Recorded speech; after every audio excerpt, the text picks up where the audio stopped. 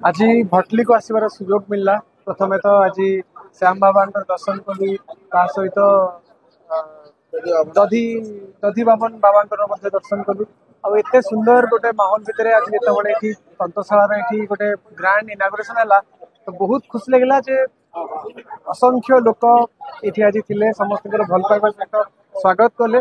और जो जिनसटी आम निजर गोटे गर्व जे आम निजर तंत्र निजर तंत्रशाला निजर हस्ततंत्र और कारीगर मानकर जो बुणाकार मानकर जो परिश्रम जो तैयारी करता तंत्रशाला माध्यम सारा विश्व में प्रसिद्धि दवापाई गोटे चेष्टा आई चेष्टा आज पुणी थे ये भटली आज इनागुरेट है।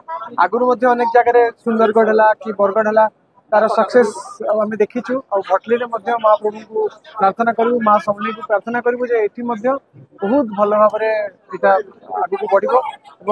6 तारीख डिसेम्बर 6 रे संबलपुर तंत्रशाला गोटे एक्सक्लूसिव शोरूम को इनागुरेट करा तो मत लगुच बहुत जल्दी लंडन न्यूयॉर्क यूएसए सबू जगह तंत्रशाला गोटे ब्रांच रम ओडार हस्ततंत्र विश्व दरबार में आहरी अधिका आदृति पाइब। बहुत ही खुशी लगुच सब दर्शक मान जुहार जय माँ समलेश्वरी। आज तंत्रशाला और पोशाकर ये ग्रांड इनॉग्रेशन रे गोटे पार्ट है कि बहुत खुशी लगुच।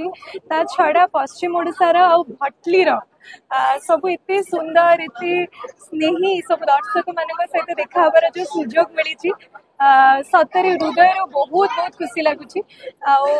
डेफिनेटली गोटे जिनस कहवाक चाहिए कि आम हस्ततंत्र आम बरगढ़ हैंडलूम्स को केवल आम ओडिशा रे नुहे ओडिशा बाहर पूरा विश्व रे बहुत ही बेसी पॉपुलर बहुत ही बेसी फेमस और सेतिकी ना करिछि।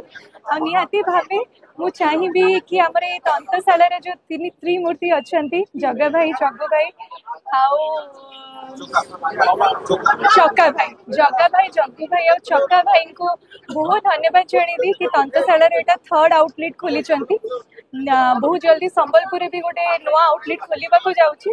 एमती तंत्रशाला आम हस्ततंत्र को आग को नियंतु प्रमोट करंतु और बहुत विश्व दरबार में नहीं पहुंचाते। बरगढ़ मोना साहू रिपोर्ट बरगढ़ टाइम जेकोसी न्यूज देवार लगी आम नंबर के फोन करूँ।